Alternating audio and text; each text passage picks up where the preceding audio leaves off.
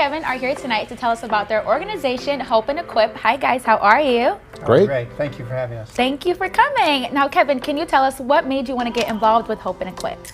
Chris is a friend of mine, and he introduced me to this nonprofit organization, Hope and Equip.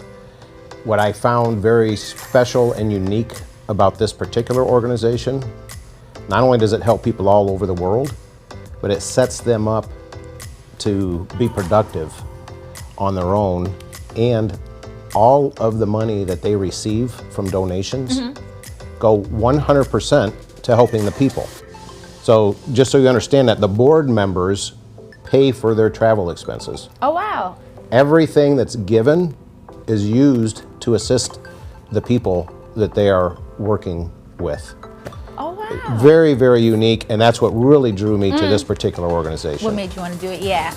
Now, Chris, can you tell us what is Hope and Equip? Sure. Hope and Equip is basically it's a faith-based organization, and we want to share the good news of Jesus Christ and facilitate kingdom growth throughout the world by helping people through agriculture, education, financial, medical, recreation, and vocation. And we're different in that we're not really interested in creating anything new. We're partnering with organizations or churches, for example. They're already kind of up and running. We're just kind of giving them a kind of a help, kind of a lifting hand up. How do you decide which organizations and churches to work with?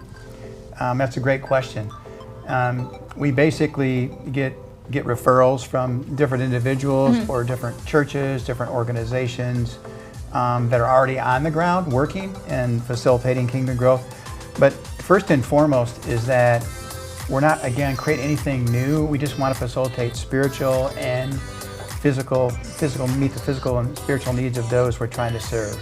We partner with those organizations that are on the ground, and they let us know what the needs are within those ministries. For example, we're not the Americans coming over to different parts of the world telling people what to do, right? Yeah. The locals, we're partnering with the locals who are on the ground, that are already understand doing what the something. needs. Correct. Yeah, that's extremely important.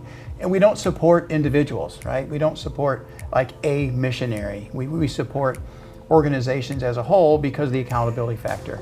We're very focused, as Kevin alluded to, on making sure that not only are we accountable to our donors, but those that are receiving, the funds to help with kingdom growth, that they're also accountable. And individuals, a little bit more difficult to try to handle that.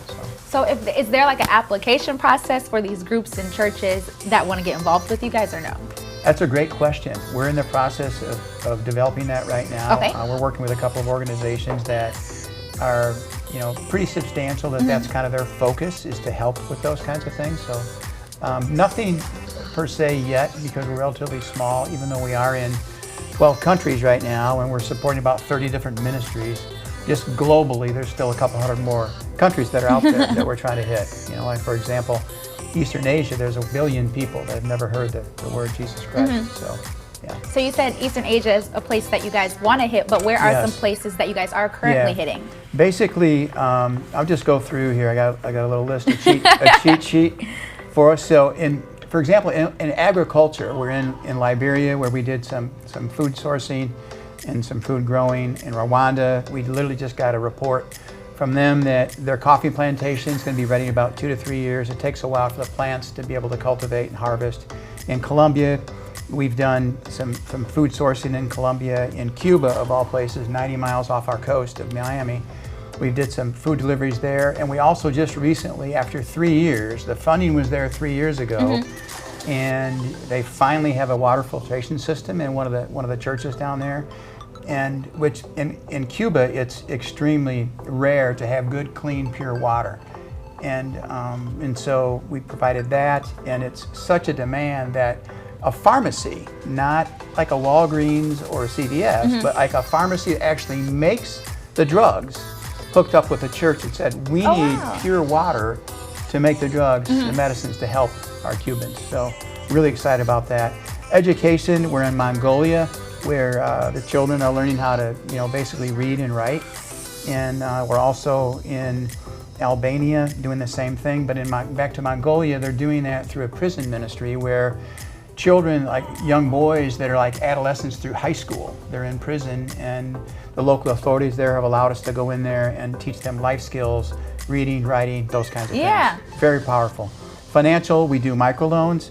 We've done microloans in Mexico, Ecuador, Colombia, in Uganda. We just finished contributing to Uganda a one-time gift so that they could basically be self-sufficient. A pretty large church there that now they don't have to rely on any support from America, which is one of our goals. We don't want to be there forever. We want to try to help people to facilitate their own growth. Medical in Cuba, I talked a little bit about basically some of the medicines that we can give away. We give water away. One of the churches there, we gave away reader eyeglasses. Just something that cost like $1 here, right? 200 people were waiting in line to get those these glasses. readers. Yeah, just phenomenal. And recreation, this kind of started out with recreation in Colombia. They have soccer in Colombia. These are for children. In Ecuador, in Mexico, and in Cuba, baseball team. There's a baseball team there that we're supporting. So you guys are all over. Now, someone like me, because I am a Christian, I go to church every Sunday, I was raised in the church, is there a way that I can donate my time and help? Time, not necessarily at this point.